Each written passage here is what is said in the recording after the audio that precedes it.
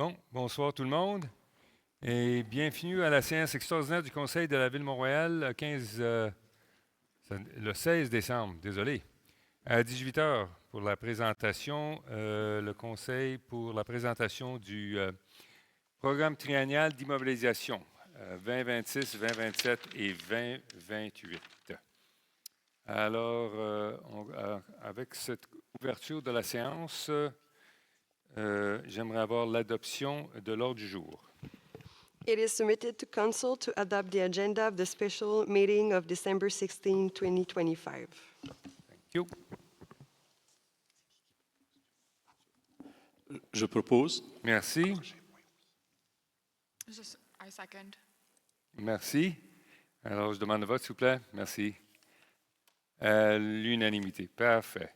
Bon, avec ça, je pense que je vais passer, avant qu'on passe à l'adoption du PTI, c'est les présentations du PTI.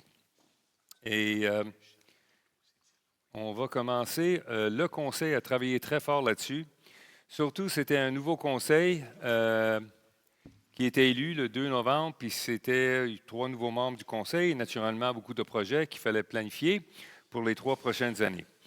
Alors, avec ça, on commence. Et naturellement, on a 3 objectifs principaux pour notre ville, Montréal. Surtout, c'est de compléter la construction du nouveau centre sportif et communautaire, qui est vraiment avancé dans le projet. On est très heureux avec les démarches de l'entrepreneur qui fait le projet. Et puis, tout va bien. Pas de surprise. Les meilleures surprises, c'est pas de surprise. Et on n'a pas de surprise. Et aussi, en même temps, on va compléter et poursuivre la construction du nouveau bâtiment 3040 Roosevelt. Et ce bâtiment, naturellement, c'était l'ancien. On parle de l'ancienne adresse de 1020 pour ceux qui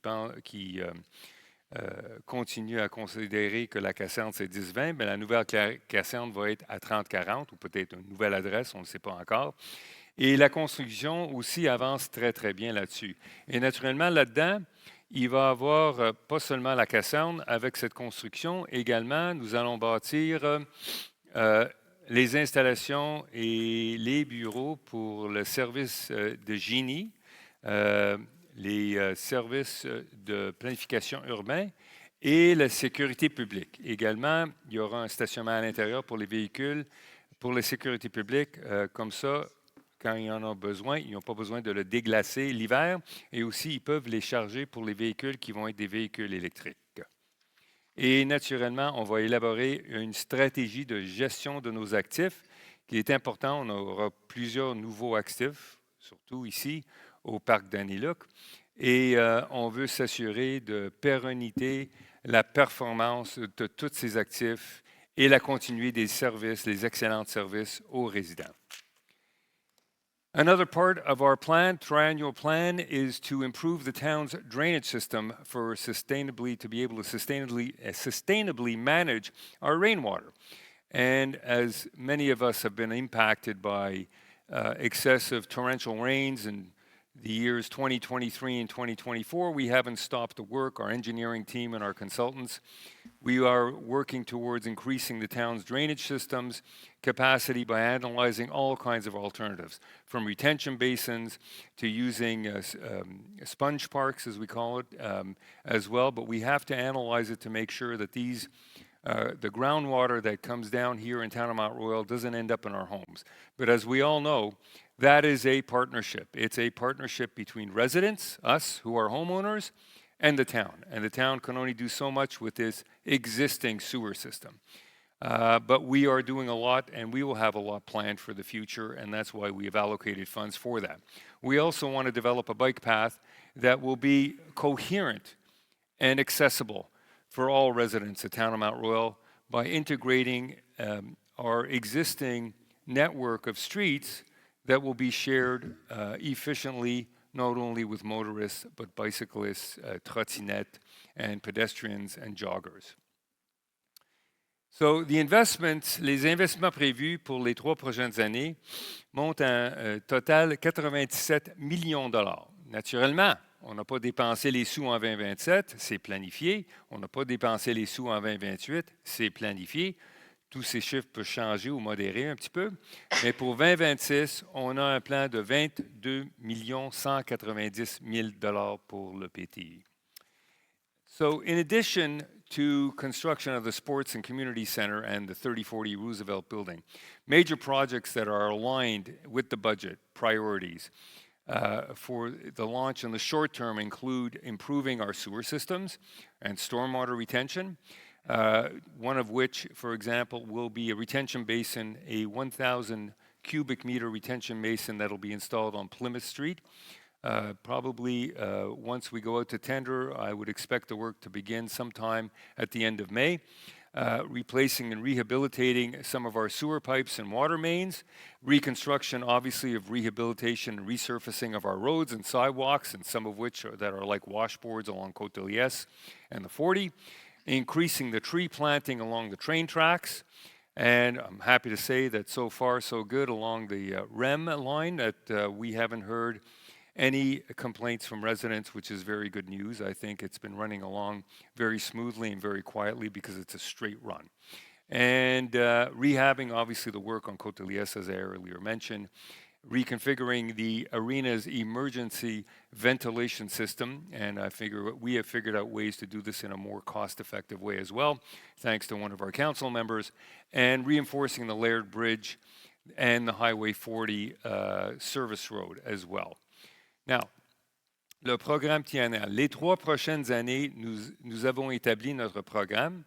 Comme vous voyez ici, pour les travaux publics et sécurité publique, les montants qu'on regarde, c'est 2026. On va mettre notre emphase là-dessus, 2,3 millions pour les travaux publics et sécurité publique. Les services administratifs, 735 000. Le génie et organisme, 17 950 000. Loisirs et culture, 1 million. Et les phases pour le quartier, les phases 1 et phase 2 pour le quartier sportif, total de 100 000 pour un total de 22 190 000 Bon. So for the 2026 year, how do those numbers break down? And they break down as follows. Vehicle and equipment and roadworks fall under the heading of Public Works and Public Security, $2.3 million. Administrative services, which is really essentially IT projects, for $735,000. Infrastructure work, which includes our sewer system, water mains, streets, sidewalks, drainage, reforestation along the railway line, and the Laird Bridge, another $17.9 million. Improvements of our library, accessibility, repairs to the entrance and egress from the library, and repairs of architectural concrete work and ventilation systems in the arena for another $1 million, and professional landscaping services for Daniluk Park once some of this construction is going to be completed. Now, all of the excess details that people may want to read are going to be available on our website in greater detail. Alors, les 4 sources de financement sont prévues comme telles.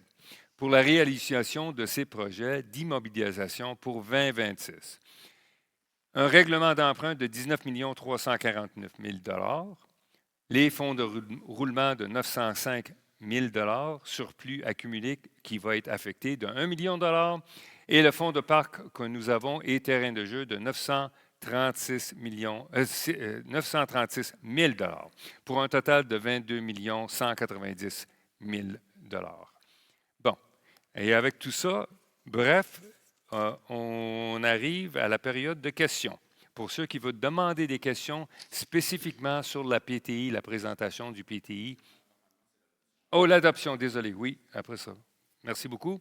Alors, on passe à l'adoption du PTI. Merci beaucoup. Alors. J'arrive. Oui, merci. Il est donc proposé au Conseil d'approuver le programme triennal d'immobilisation qui prévoit des montants de 22 190 000 42 557 000 et 33 038 000 pour 2026, 2027 et 2028 respectivement, comme l'indique la liste des projets jointes, et d'autoriser la modification du programme triennal d'immobilisation des années 2020, 2021, 2022 afin d'ajuster le mode de financement du projet portant le numéro 2020-320-23, intitulé « Réparation du viaduc voie de service Côte-de-Liesse » en retirant le financement prévu de 150 000 provenant du fonds de roulement et en le remplaçant par un financement par emprunt à long terme. Merci. Je propose. Merci. J'appuie. Merci. Je demande le vote, s'il vous plaît. Merci à l'unanimité. Là, on passe à la période de questions. Merci beaucoup. Bon. Alors, comme ça, si nous n'avons pas de questions, nous allons passer à la levée de la séance, s'il vous plaît. It is submitted to. Ooh.